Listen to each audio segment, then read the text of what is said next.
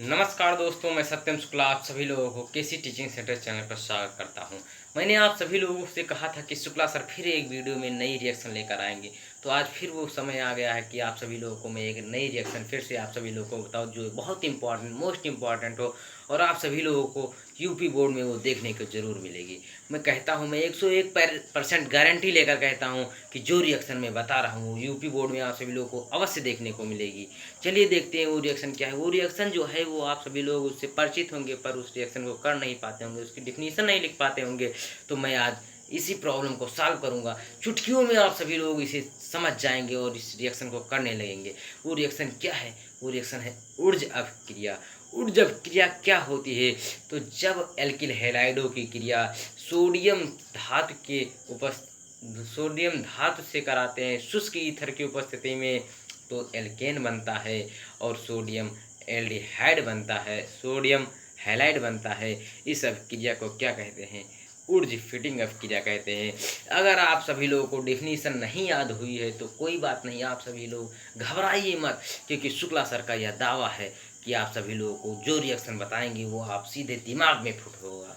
तो ये मैंने कहा क्या कि जब एल्किल हैलाइडों की क्रिया सोडियम के से कराने पर शुष्क ईथर की उपस्थिति में जब हम सोडियम से कराते हैं तो क्या होता है? एल्केन बनता है और सोडियम हैलाइड बनता है। इस अभिक्रिया को क्या कहते हैं? ऊर्ज अभिक्रिया कहते हैं।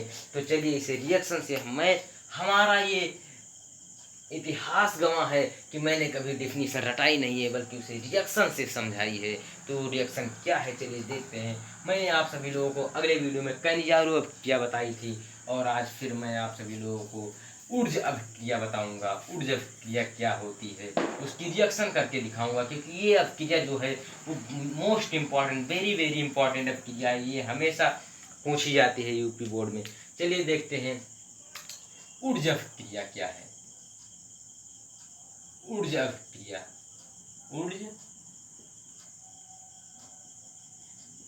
अभिक्रिया, ऊर्ज अभिक्रिया क्या होती है? तो मैंने कहा एल्किल हैलाइड की क्रिया।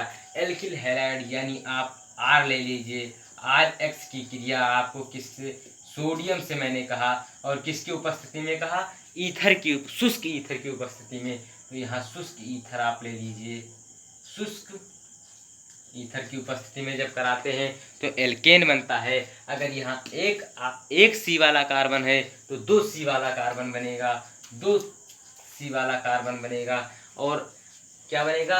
मैंने कहा सोडियम हैलाइड बन जाएगा, तो प्लस NaX बन जाएगा, NaX बन जाएगा। आप सभी लोगों को दिख नहीं रहा होगा, NaX बन जाएगा। अब यहाँ से हम देखते हैं कि यहाँ 2R हो गया, यहाँ R एक है तो यहाँ 2 कर देंगे तो R तो संतुलित हो गया, लेकिन X संतुलित नहीं है। यहाँ 1 है, यहाँ 2 है, तो इसे भी संतुलित कर देते हैं। अब Na 2 हो गया, यहाँ 1 है तो यहाँ पर भी 2 कर देंगे। अब हम आप सभी लोगों को, यहाँ तो मैंने R लिया था, लेकिन आपको हम कोई कार्बन की श्रृंखला लेकर दिखाते हैं रिएक्शन करके।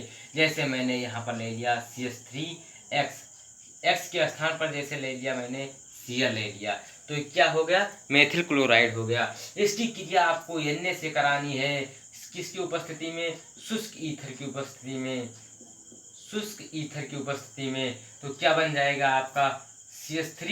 CH3 यहाँ R था तो यहाँ R हो गया था, यहाँ CH3 है तो CH3 हो जाएगा, प्लस क्या हो जाएगा?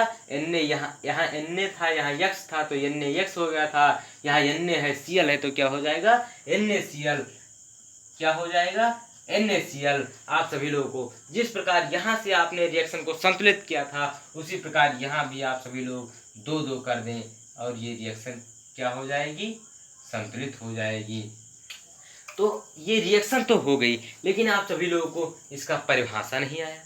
अब कहते हैं सर परिभाषा नहीं याद होता है, तो इसमें क्या रखा हुआ है मैं नहीं समझ सकता कि जो परिभाषा आप सभी लोगों को नहीं याद होती।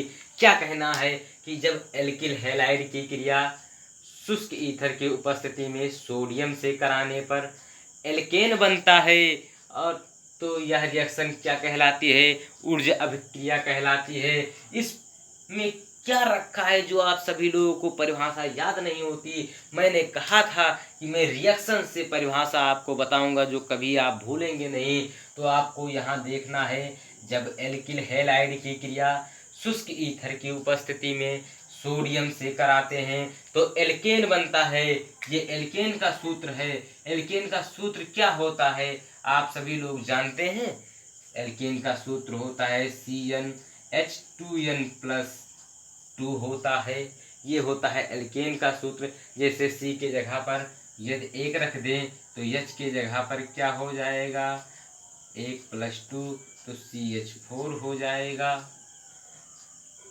और यदि C के जगह पर 2 रख दें तो H के जगह पर कितना हो जाएगा, तो C2 हो जाएगा, H6 हो जाएगा। यहाँ देखिए एक C 2C है और H कितने हैं, 3 3 6, तो C2H6 यानी ये क्या है, एल्केन है।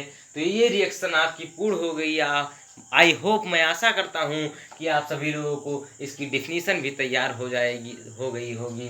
तो चलिए हम इस रिएक्शन को समाप्त करते हैं और हम आप सभी लोगों से अगले वीडियो में फिर एक नई रिएक्शन के साथ मुलाकात करेंगे, जो रिएक्शन भी बहुत इम्पॉर्टेंट होगी, मोस्ट इम्पॉर्टेंट होगी। तो चलिए